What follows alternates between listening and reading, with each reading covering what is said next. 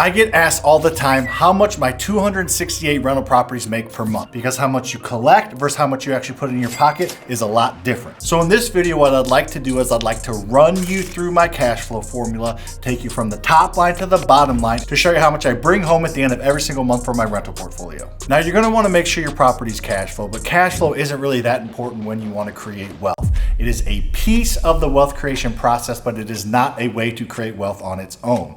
Honestly, cash flow is something that just allows you to buy rental properties and allows you to not have to come out of pocket. Every single day I make about $8,000 because of this rental portfolio, and only a small portion of it, as you will see, is from my actual cash flow. A majority of it is from the properties going up in value every single day, or appreciation, and the mortgage is getting paid down by the tenants every single day. That is where the wealth is created. It's called the passive wealth trifecta, and it's how people create wealth by owning assets, either businesses or real estate that goes up in value, and you use whatever that real estate or business produces to pay down that debt. That is where wealth is created, not in cash flow. Every single month on paper, I'm supposed to collect $275,337. The first expense that comes out of all this is a doozy, and it's the mortgages that I pay on these properties that I own.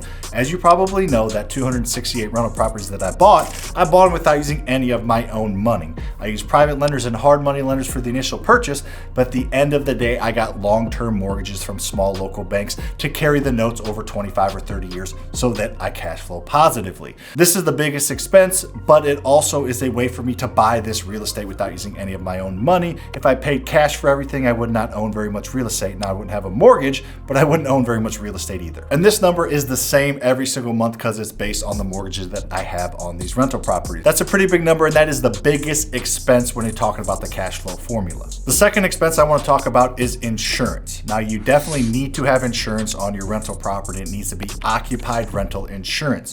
You usually can't go to whoever holds your insurance on your house or your car.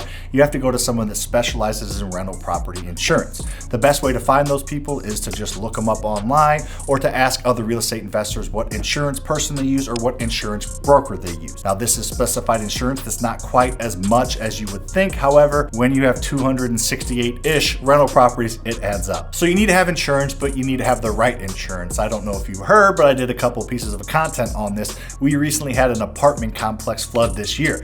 Now, we had insurance on that apartment complex, but we did not have flood insurance.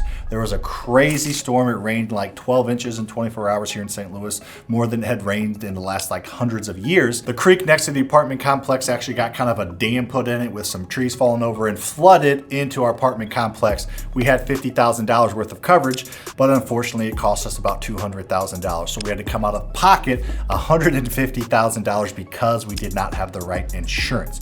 So you don't want to be overinsured, but you definitely don't want to be underinsured. I would lean on the side of being overinsured just in case. The next expense is real estate property taxes. Now, all of the cash flow is tax-free as far as the income tax, but owning real estate, you have to pay property taxes on. So this is the real estate property tax. Now, it's different for different asset classes. Our single family rentals are taxed at a different rate than our commercial properties, but in general, you have to pay tax at the end of every single year. And this was a lesson that we learned at the beginning. After we having a few rental properties, we did not accrue for property taxes at the end of each year. We just didn't think about it because I didn't have a video like this and a formula to go off of. At the end of that year, we had a few $1,000 tax bill that we did not accrue for. You don't usually pay these taxes until the end of December. However, every single month you need to set aside the prorated amount. So take however much your real estate taxes are going to be. You can find them online on your county website or your city website. Zillow has them as well, and that's usually an accurate number. It's not like the Zestimate. It is a number that they get off the tax records. So take that number. If it's $2,400 taxes you owe, put aside $200, or 24 divided by 12, $200 every single month. So at the end of the year, you can write a check and not have to worry about it. The next expense I want to talk about is maintenance. Now, this one is extremely important and something you do have to accrue for. We set them up a little bit different for our single families and our multifamilies. I'll get into that here in a second, but you need to set aside money for every single month in maintenance, whether you're using it or not. The good thing about following my methods and the BRRRR method is at the end of it, you're going to have a freshly rehabbed property that's been rehabbed and looked through, so there should be very, very little maintenance. And if you're looking at the roof or the water heater or the electric system, you're gonna wanna repair all of that during the rehab stage so you don't get set with a big expense after you refinance your property. So set money aside. It's not one of those things you're gonna use every single month. Maybe you use some of it month one, but more than likely the 4th month you're gonna have an expense, the 8th month, and that may be it. Then the next year, in January you have an expense, but won't have one again until August. So hopefully you're not spending money out of this account on each property every single month, and you probably won't be, honestly. However, you do need to have the discipline to set this money aside. How we do it is every single family rental property you set aside $150 per month. And again, it's not something that's spent every month, but over 4, 5, 6 months, that adds up. So if we have an $800 water heater repaired, we just dig into that account and we're not having to come out of pocket. So we set $150 aside for every single family rental and $75 aside for every apartment complex, like every single unit. Apartments, obviously, there's only one roof and things are a little bit stacked and there's not as much of space. They're 1-bedroom apartments as opposed to a 3-bedroom house. So there's not as much. So let's look at what our actual numbers are. So I have 135 houses times $150 per month. That equals $20,250. So we set that aside for maintenance on our single family rentals. But I also have 133 apartment complex doors times $75, and that's just shy of $10,000, $9,975. Now we don't spend that every single month. Most months we spend substantially less. And some people in their cash flow formula include a CapEx number or capital expenditure number. We don't do that because they're fresh to rehab. All the big expenses should already be taken into account. And also, we have pretty big maintenance numbers we set aside for every single month. So if there's something needed year 2 or year 3, like a roof, we usually have enough money set aside in that account because we've done little to no maintenance. The next expense is something, again, that needs to be set up for the future, and it's vacancy. Vacancy is something that when the property is not occupied, because even if you have a tenant that stays for 1 year, 2 year, maybe 3 years, eventually, if you're gonna own this rental property for any period of time, there's going to be a point in time where you're not collecting rent. But guess what? You still have all these other expenses to pay. You still have taxes you have to pay. You still have the insurance you have to pay. You still have the mortgage you have to pay. So you're gonna have money exiting your account and no money coming in, even if it's for a week. Usually it's 2, 3, 4 weeks, maybe even a couple months. You're gonna not have income coming in, so you don't wanna drain your account. So you need to set money aside every single month for that future date. Now, the beautiful thing about this is the longer you keep your properties occupied, the bigger this number gets and the more security you have. You're kind of building an extra slush fund for all your other expenses that may come up. We set aside 5% a month, which is more than enough because our occupancy on our single family rentals and multifamilies is about 98%. So we only have 2% vacancy, but we set aside 5% just in case to be safe. Last expense to accrue for our formula is the property management expense. Now I'm gonna talk briefly about what I think you should put in your formula, then I'll talk about what we set aside, because we have this building that we own and we charge our property management company rent to occupy the building that we own.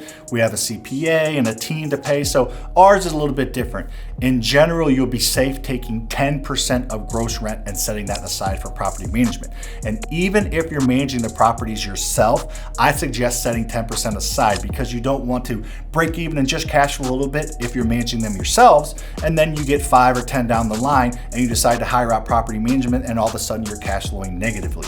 So make sure you set aside 10% even if you're managing them yourselves. That's a pretty general industry standard. Some will charge 5%, some 7%, and then maybe they'll upcharge a few things or they'll charge per property, but in general, 10% should be safe. With the things that we have and the systems we have in place, we set $20,000 aside to keep that property management company going. Now, we're not looking to profit at all. That is a pass-through company. We want that company to break even or just make a little bit of money. We're not looking to make extra money with that company. So that's pretty much our break-even number to pay our rent, to pay our employees, to pay our actual property management software, and all the things that go with managing properties. That 20 grand covers it. So we collect $275,337 a month in rent, minus $123,561 in mortgages, minus $14,253 in insurance, minus $33,420 in real estate taxes accrued, minus $30,225 in maintenance, minus $13,766 at our 5% vacancy rate. Finally, minus out the $20,000 for our actual property management expenses gives us a total of,